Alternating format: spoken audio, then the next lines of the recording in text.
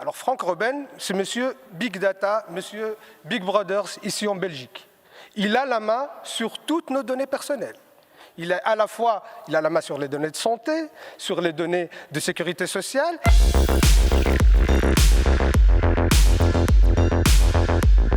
suis content que ce débat arrive enfin ici au Parlement, parce que vous vous rappelez, je vous ai interpellé à plusieurs reprises sur la question pour mettre en garde face à ce danger devant lequel on est aujourd'hui. Je suis content que le soir a fait cette enquête et a fait ce travail pour révéler tous ces dangers que nous confrontons aujourd'hui.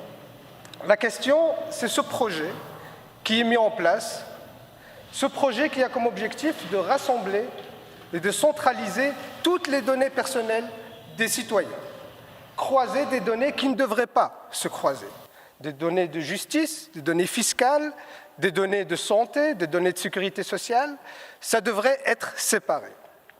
Et surtout, c'est mené par la SMALS, qui est une ASBL, qui n'a aucun mandat pour le faire. Personne ne lui a demandé, ni le gouvernement, ni le Parlement. Et d'ailleurs, la SMALS échappe à tout contrôle. Elle ne doit rendre des comptes à personne. Et monsieur le secrétaire d'État, quand on parle de données personnelles en Belgique, il y a un nom qui revient toujours. C'est monsieur Franck Robben. Alors Franck Robben, c'est monsieur Big Data, monsieur Big Brothers ici en Belgique. Il a la main sur toutes nos données personnelles. Il a la main sur les données de santé, sur les données de sécurité sociale. Il a 21 mandats, et presque autant de conflits d'intérêts.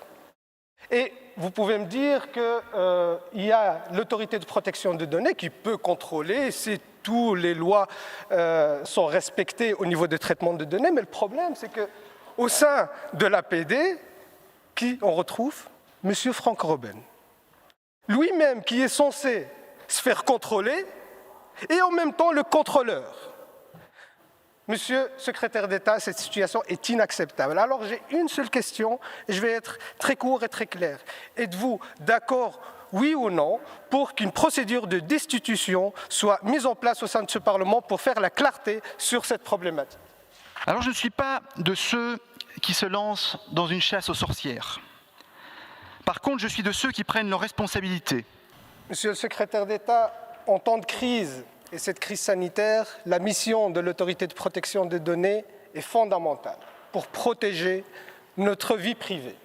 Elle doit être indépendante, elle doit être impartiale.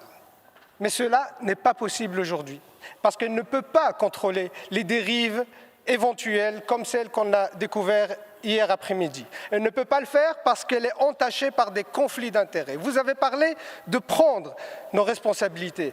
Nous, avec le PTB, on prend nos responsabilités. Et j'invite ici tous les parlementaires, je vois ici tout le groupe, ont dénoncé ce qu'ils ont lu dans l'article hier. Alors je vous invite ici, et je m'adresse là aux collègues, de prendre vos responsabilités. J'ai envoyé une lettre à Madame la Présidente pour demander d'entamer une procédure de destitution et je la soumettrai au vote. Et là, il faut prendre vos responsabilités, de voir est-ce que vous voulez vraiment garantir la vie privée ou non.